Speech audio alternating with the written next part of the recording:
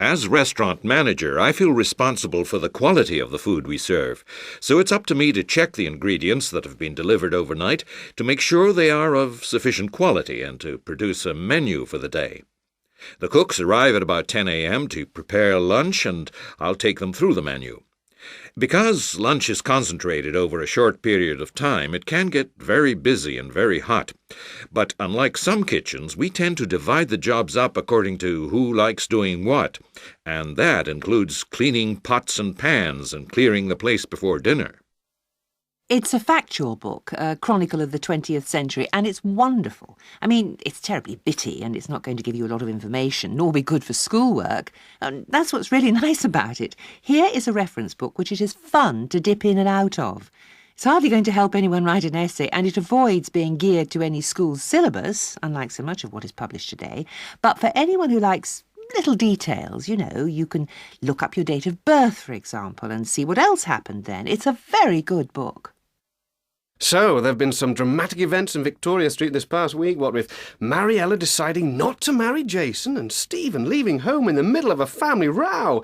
Are next week's episodes as exciting? Well, I can't give away the whole story, but I don't think you'll be disappointed. I can tell you that Stephen's mother is forced to tell her husband the secret she's been hiding for years, which leads to more fireworks and a few tears, and Jason refuses to accept Mariella's decision, so you're going to hear a lot more from him, and look out for some surprises there. We get people to the taxis, that's the first priority, and to the trains. We make sure they get on early and get comfortable seats. These days, many passengers have a lot of luggage and they want assistance with it, so we provide a much-needed service. We even take people down to the underground or to places in the surrounding streets. But the majority of users are airline passengers with a lot of bags and perhaps accompanied by elderly relatives, young children and so on. Obviously, they can't manage everything on their own. I exercise in the form of dance.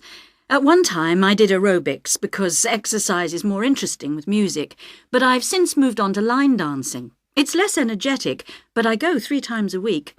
I run my own business, work hard, and it's just a way to cut off rather than watch television. It's also a challenge keeping up with the new steps. I think young people sometimes take exercise too far, get over-concerned with how they look when they'll never be able to keep it up at that sort of pace.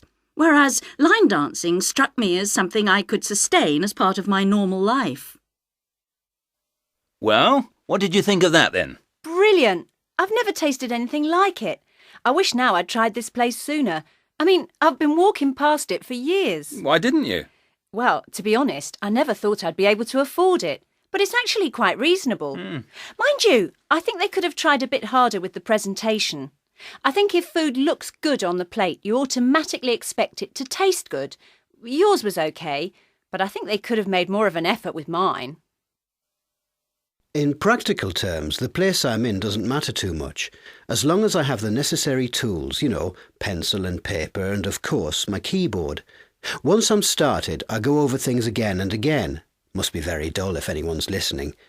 I change a few notes here and there, but basically I tend to stick with an idea once I have it. I guess home's the best place in a way, because there I'm relaxed enough to let my imagination flow, and that's what you need to do in order to produce a good piece. Well, I'm sharing with 2 other girls.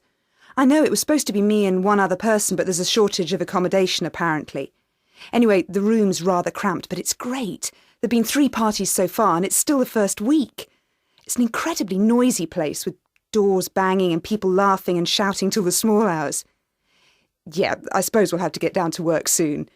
Though I don't know how we'll be able to, packed into that little space. None of us is very tidy.